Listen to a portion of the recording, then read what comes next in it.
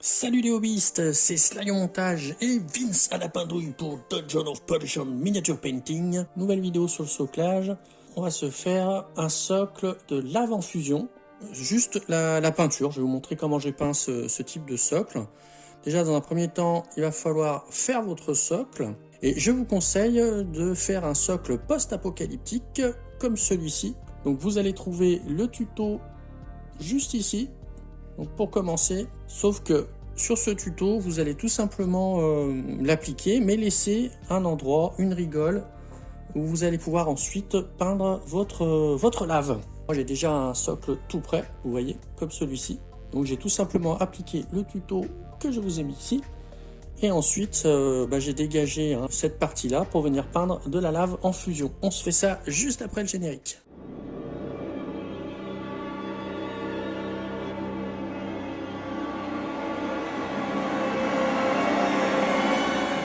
Dans un premier temps, on va sortir le Méphiston Red et on va recouvrir notre rigole de lave entièrement en Méphiston Red.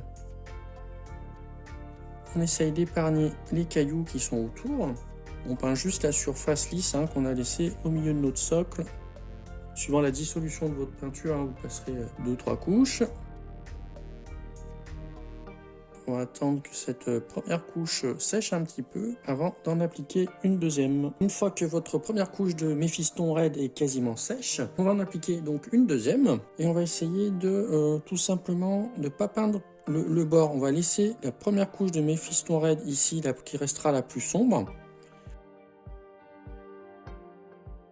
On va venir peindre donc en Méphiston Red jusqu'à l'autre bord, mais on laisse du Méphiston Red de la première couche ici, qui va être donc du coup plus sombre, et ça va être en fait notre lave qui commence à sécher. Ça va faire un genre de dégradé. Bon là ça va être plutôt assez subtil, ça se verra pas trop. Avec les dégradés successifs qu'on fera, ça fera un effet plutôt sympa.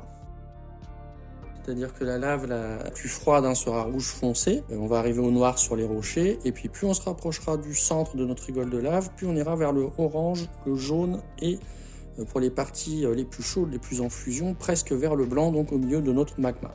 N'hésitez pas à regarder sur internet le boulot des autres peintres sur la lave, vous pouvez en trouver sur Instagram par exemple, ou alors tout simplement des images de volcans ou de lave en fusion sur Google Images. C'est une bonne source d'inspiration, puis on voit un petit peu comment se comporte la lumière, quelles sont les couleurs du magma. On va continuer donc de dégrader jusqu'au centre avec un Wild Rider Red. Même si c'est pas tout à fait sec, on va peindre un peu dans le frais. Ça va aider à lier les couleurs entre elles. Je vais venir commencer par l'appliquer au centre.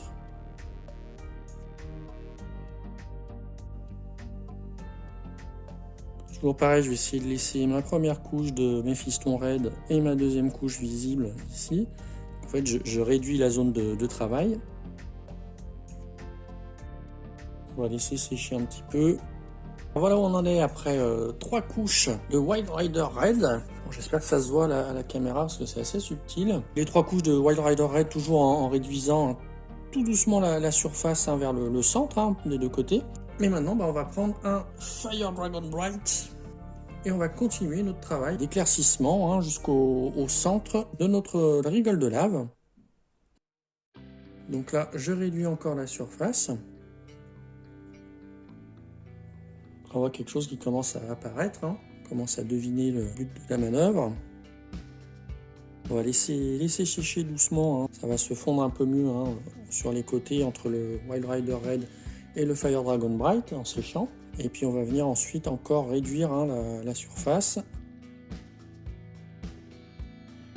Et là je refais un passage mais vraiment au centre. Écarter un petit peu Fire Bright Dragon. Par ici, là, pour avoir un peu plus de surface plus claire. Vous voyez, c'est assez rapide, on se casse pas trop la tête avec les transitions. On peut, si vous voulez passer plus de temps, vous pouvez revenir par exemple avec le Wild Rider, bien diluer, retravailler votre transition par exemple par ici, comme ça. Ça améliorera un peu vos transitions. Ça prend un peu plus de temps, c'est tout. En fait, là où le Fire Dragon Bright et le Wild Rider Red se chevauchent, vous revenez passer une couche de Wild Rider Red sur la transition. Que la peinture soit bien diluée pour que ça se mélange bien. Notre Fire Dragon Bright a séché au milieu là, donc on va venir faire la deuxième couche, vraiment juste au milieu. Voilà, ça devient bien lumineux. Allez, on attend que ça sèche et on attaque la suite. Maintenant, on va se prendre un Irial Yellow, dilué sur la palette avec un peu d'eau. Et puis on va venir cette fois vraiment faire un trait assez fin le long de notre rigole, vraiment au centre. Ici la rivière s'élargit, hein, donc on va faire une zone un petit peu plus large. Ensuite on va refaire un trait très fin, on va mélanger du White Scar avec du Irial Yellow. On va essayer chose comme 50-50. Et on va revenir au centre, vraiment un trait très fin. On peut même faire un petit peu en pointillé. C'est là où le magma est le plus chaud, plus lumineux. On va l'écarter un peu plus ici. La transition est un peu violente. Ce qu'on va faire, c'est qu'on va diluer un petit peu de Fire Dragon Bright. On va venir retravailler rapidement notre transition ici. Et ça atténue un peu. Ensuite, pour vraiment le centre du magma, les parties les plus chaudes, on va prendre carrément le White Scar. Je le dilue un petit peu à l'eau, ma palette, j'affine ma pointe et on va vraiment faire des petits points de lumière.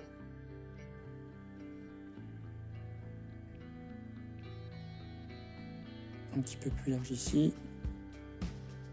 Voilà, là où le magma est le plus chaud, on est déjà pas mal. Maintenant, on va se prendre un Rhinox Hide. On va venir apporter un petit peu de réalisme. Alors je dilue à l'eau mon Rhinox Hide sur ma palette toujours.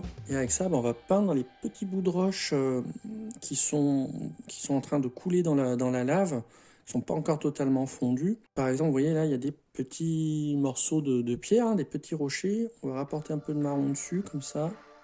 Des endroits qui ne sont pas encore totalement fondus par la lave. Et puis on va partir du bord, on va faire des petits points. On va représenter nos petits cailloux en train de fondre dans la lave. On va faire ça un petit peu de manière aléatoire. Alors un peu plus vers le bord, comme ça, là où la roche se détache du sol. Puis un petit peu moins en se rapprochant du centre.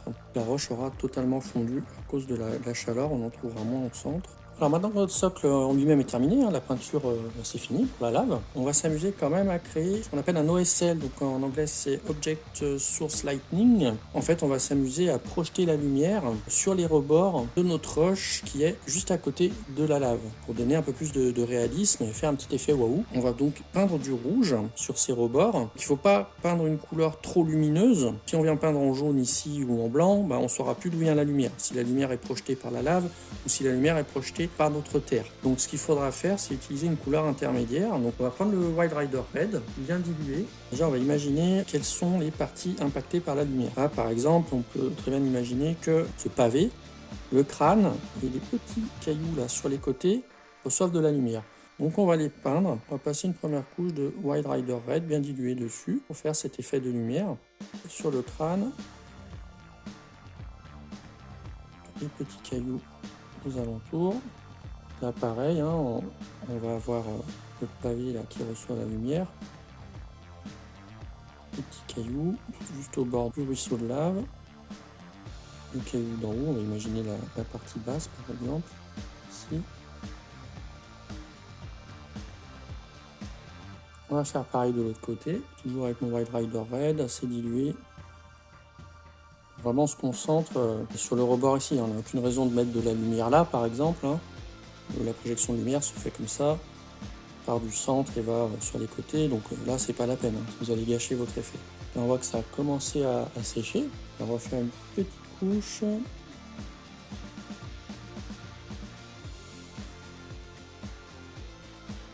On n'hésite pas à revenir pour éclairer un peu plus si on a l'impression que c'est pas assez. Voilà, on va venir faire la même chose, cette fois en prenant le Fire Dragon Bright, bien dilué aussi. On va porter une teinte d'orange un peu plus lumineuse, un peu différente. Et on va travailler sur des zones plus restreintes. Par exemple, on va essayer de faire l'arête ici du rocher. On va faire les parties les plus saillantes du crâne, là, la pommette par exemple. Arcade. Des petits points sur les cailloux. L'arête ici aussi. On va essayer de ne pas recouvrir complètement le White Rider Red précédent. Et je crois qu'on est pas mal. On va arrêter là, vous avez compris le principe. C'est terminé pour cette vidéo lave en fusion sur vos socles. comme d'habitude, si ça vous a plu, n'hésitez pas à nous lâcher un gros pouce vers le haut, à commenter si vous avez des questions ou des suggestions. Et bien sûr, n'hésitez pas à vous abonner si ce n'est pas déjà fait pour découvrir nos anciens tutos et les prochains. Et on vous dit à bientôt sur Dungeon of Perdition Miniature Painting.